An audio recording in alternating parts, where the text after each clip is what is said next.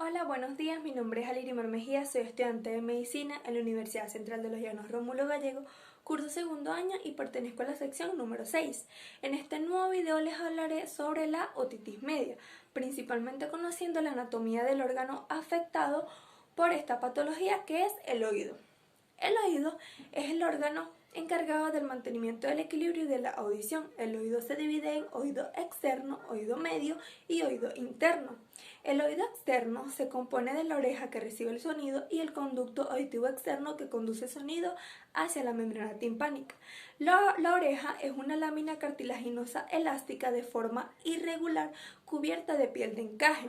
La oreja presenta varias depresiones y elevaciones, tales como la concha de la oreja, el hélice, el trago, el antitrago, el antihélice y el lóbulo, que es el único componente de la oreja que no presenta cartílago. Está irrigado a través de la arteria posterior y temporal superficial y su inervación es a través del aurículo mayor y aurículo temporal. El conducto auditivo externo se extiende desde la oreja hasta la membrana timpánica. Mide de 2 a 3 centímetros en los adultos, es cartilaginosa, tiene forma de S y está cubierta de piel. En él podemos encontrar las glándulas sebáceas encargadas de la producción del seroné. La membrana timpánica tiene aproximadamente 1 centímetro de diámetro. Es delgada, tiene forma ovalada y es semitransparente. Ella se extiende desde el extremo medial del conducto auditivo externo y la cavidad timpánica del oído medio. Establece una separación entre el conducto auditivo externo y la cavidad timpánica del oído medio. Por otra parte, la membrana timpánica está orientada con un minúsculo radal que percibe las señales procedentes de la piel y su inervación es a través del nervio auriculo mayor y glosofaringeo. El oído medio es una cavidad, lo cual es una cámara estrecha llena de aire situada en la zona apetosa del hueso temporal. El oído medio alberga los huesecillos del oído, tales como el martillo, que es el huesecillo de mayor tamaño y está unido a la cavidad timpánica. El yunque, que está localizado entre el martillo y el estribo, es decir, se articula con ambos. Y el estribo, el cual es el huesecillo de menor tamaño que está articulado con el yunque. También posee músculos tales como el músculo estribo, el tensor del tímpano, la cuerda del tímpano y el plexo nervioso timpánico. El oído medio está formado por 6 paredes que conforman a su vez a la cavidad timpánica. Estas paredes son la pared segmentaria, la pared yugular, la pared laberíntica, la pared membranosa, la pared mastoidea y la pared carotídea. Otro dato muy importante en el oído medio es la tuba auditiva, la cual también es conocida como la trompa de Eustaquio o trompa faringetimpánica. Ella conecta la nasofaringe con la cavidad timpánica, mide de 3 a 4 centímetros en los adultos y la función de la tuba auditiva es igualar la presión en el oído medio con la presión atmosférica, lo cual permite que la membrana timpánica se mueva libremente. Está irrigada a través de la arteria faringe ascendente, la rama de la arteria maxilar y la rama de la arteria carotidia externa. Su inervación es procedente del plexo timpánico. El oído interno contiene el órgano vestíbulo-coclear, el cual está implicado en la recepción del sonido y el mantenimiento del equilibrio. El oído interno consta de 2 sacos y del conducto auditivo externo, los cuales están suspendidos dentro del laberinto óseo llenos de prelinfa, los cuales estos líquidos están implicados en el órgano terminal encargado del mantenimiento del equilibrio de la audición. El laberinto membranoso consta de 2 sacos que son el utrículo y el sáculo, 4 conductos que son los conductos semicirculares y el conducto coclear.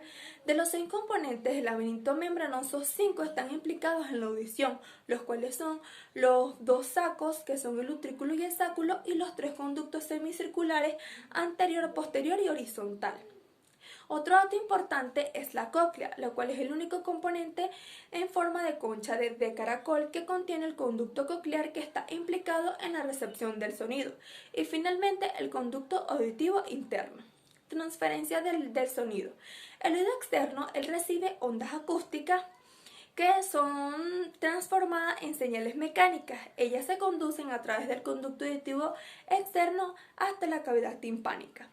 el oído interno transforma estas señales en señales eléctricas que son recibidas del oído medio, los cuales luego son transferidas al cerebro. Esta transferencia se lleva a cabo mediante las células neurosensoriales, que son divididas a su vez en células célidas externas e internas encargadas de la recepción del sonido en el oído medio, y con ayuda del nervio vestíbulo-coclear y el nervio auditivo, los cuales son los dos elementos encargados de la recepción de las señales eléctricas al cerebro, son interpretadas como sonidos.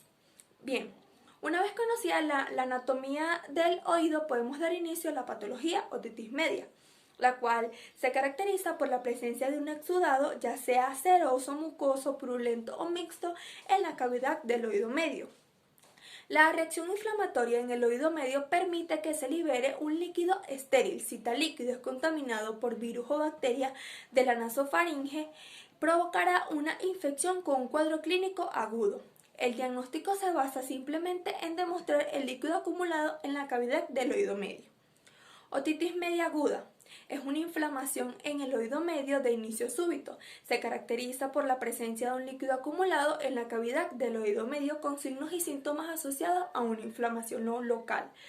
Típicamente se presenta cuando hay una infección por vías aéreas superiores y surge cuando patógenos tales como virus o bacterias de la nasofaringe contaminan el líquido acumulado en la cavidad del oído medio.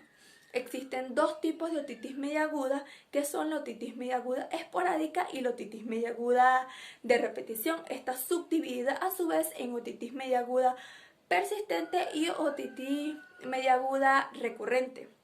La otitis media aguda persistente es cuando surge un nuevo episodio de otitis media aguda una semana antes de haberse recuperado el paciente.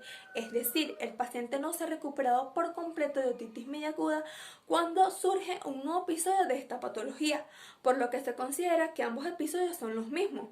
La otitis media aguda recurrente es cuando se presenta un nuevo episodio de otitis media aguda una semana después de haberse recuperado, lo que se considera que ambos episodios son diferentes. Por lo que esto quiere decir que el paciente ya recuperado de otitis media aguda posterior a una semana se presenta un nuevo episodio de esta patología. Puede existir más de 3 episodios en un tiempo prolongado de 6 meses o más de 4 episodios en un tiempo prolongado de 12 meses. Etiología. La otitis media aguda se desarrolla por infección de virus o bacterias. Entre los virus más frecuentes podemos encontrar el sincicial respiratorio, el parainfluenza y el influenza. Y entre las bacterias, los cuales son los patógenos más frecuentes, podemos encontrar entre las gram positivas el Streptococcus pneumoniae, el Streptococcus pyogenes y el Staphylococcus aureus. Entre las gram negativas podemos encontrar el Haemophilus influenza, el Moraxella catarrhalis y el Pseudomonas aeruginosus. Estos patógenos tienen la capacidad de moverse desde la nasofaringe, pasar por la trompa de Eustaquio hasta llegar a la cavidad timpánica, donde contaminan el líquido acumulado en el oído medio hasta provocar una infección. Clínica. Antes de que el paciente presente síntomas de otitis media aguda, puede presentar signos y síntomas asociados a una infección por vías aéreas superiores. Entre los síntomas más característicos se encuentran otalgia, fiebre e irritabilidad. Entre los síntomas más característicos puede presentar otorrea, hipoacusia y cualquiera de las siguientes alteraciones de la membrana timpánica, tales como enrojecimiento, ahumamiento, inflamación de la membrana timpánica. Se puede presentar opaca o amarillenta, o también puede incluir perforación espontánea de la membrana timpánica, pero raramente. También puede presentar síntomas sistémicos de infección, tales como diarrea, vómito, vértigo, alteración del sueño, hiporexia, acufenia y rinitis. Diagnóstico. Los criterios de diagnóstico de certeza clínica para la otitis media aguda son líquido acumulado en la cavidad del oído medio y signos y síntomas asociados de infección en el oído medio.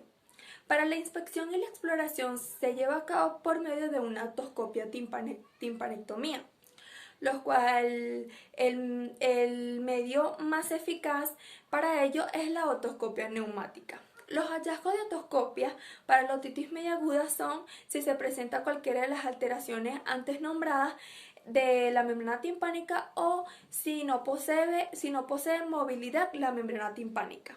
Pero simplemente se puede demostrar con el líquido acumulado en la cavidad del oído medio.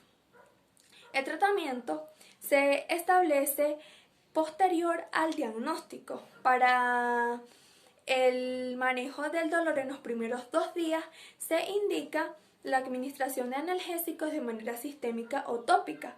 Posteriormente, el uso de antibióticos cuando es una enfermedad no grave y si hay sospecha del diagnóstico, se opta por la estrategia de esperar a ver, que consiste en el uso de analgésicos de manera sistémica subsecuente a la valoración de 48 a 72 horas.